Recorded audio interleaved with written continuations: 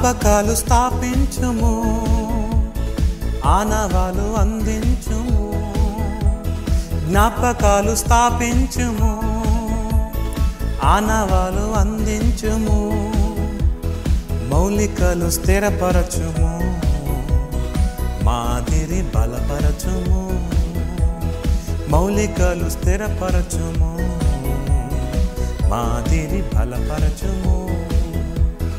భావితరానికి బాటగా లేవాలి నీ సాక్ష్యం, నవతరానికి నాందిగా రావాలి నా సాక్ష్యం.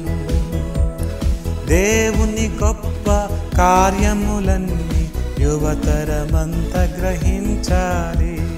యేసుక్రీస్తు అనేక ఉపమానాలు శిష్యులకు చెప్పి పరలోకపు సంగతులు భూలోకపు సంగతులతో పోల్చి దేవుని సంగతులను బోధించేవాడు ప్రభు.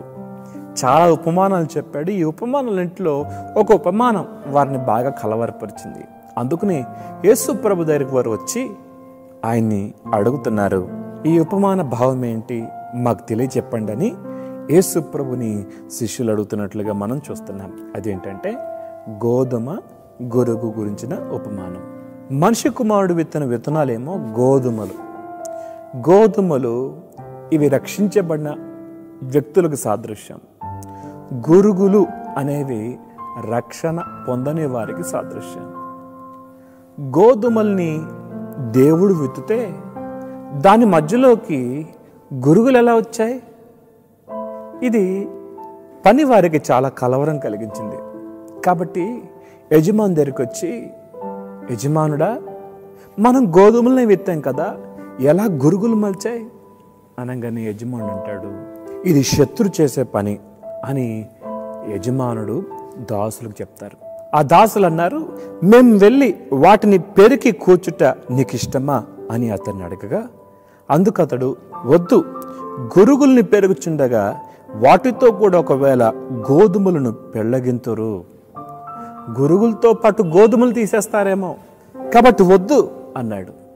ఈ గురుగులు ఏం చేస్తున్నాయి అంటే గోధుమలకు ఇబ్బంది కలిగిస్తున్నాయి, గోధుమలకి బాధను కలిగిస్తున్నాయి, గోధుమ స్థానాన్ని ఆక్రమించడానికి ప్రయత్నం చేస్తుంటాయి.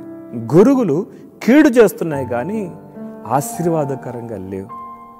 ఏమండి, దేవుని సంఘంలో కూడా గోధుమలతో పాటు గురుగులు కూడా ఉంటారు.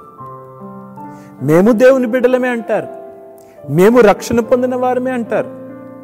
గింజ పట్టినప్పుడు వారు గోధుమల గురుగుల అని మనకు తర్వాత అర్థమవుతుంది. అందరితో పాటు పాటలు పాడతారు, అందరితో పాటు ఆరాధన చేస్తారు, అందరితో పాటు వాక్యం వింటారు.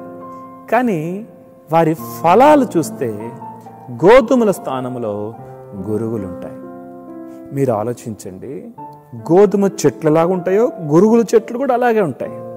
దేవుని బిడ్డలతో కలిసిపోతూ మనం గురుగుల్లాగా ఉంటున్నామా లేక గోధుమల్లాగా ఉంటున్నామా ఒకసారి మనం పరీక్ష చేసుకుందాం. అందుకనే బైబిల్ ఈ మాట ఉంది, మీ పిలుపును నిశ్చయం చేసుకోండి అని ఉంది బైబిల్లో. మీరు విశ్వాసం గలవారి ఉన్నారో లేదో మిమ్మును మీరు పరీక్షించుకోండి అని ఉంది బైబిల్లో. ఏమండి, మన పునాది చక్కగా ఉంటే మన నిర్మాణం చక్కగా ఉంటుంది. పునాది స్థానంలోనే సరి చేసుకుంటే మంచిది. నిర్మాణం అంతా పడేయకుండా ఉండటానికి ముందు పునాదిని దిట్టం చేసుకుందాం. మన ఆధ్యాత్మికంగా ఎలాగున్నాం ఒకసారి మనం పరీక్ష చేసుకుందాం. బైబిల్ గ్రంథం చెప్తుంది, మంచి విత్తనం మంచి ఫలాలు, చెడ్డ విత్తనం చెడ్డ ఫలాలు. ఈరోజు నువ్వు మంచి విత్తనముగా మంచి గోధుమగా ఉండాలని ప్రభు ఆశపడుతున్నాడు. దేవుడి మాటలు దించింది కాక ప్రార్థన. మహోన్నతుడా, నీ ఘనమైన నామాన్ని బట్టి వందనాలు. మేము సంఘములో చక్కని ఫలాలు ఫలించి నీకు మహిమను తీసుకొచ్చే సాక్షి జీవితాన్ని కలిగి ఉండే కృప ఇవ్వమని, విత్తబడ్డ మాటలు మందరి హృదయాలు నీకటి ఫలింపచేయండి. గోధుమ వలె మేము ఎదిగి నీకు మహిమను తీసుకొచ్చే వారిగా చేయమని యేసు నామములో అడుగుతున్నాం తండ్రి.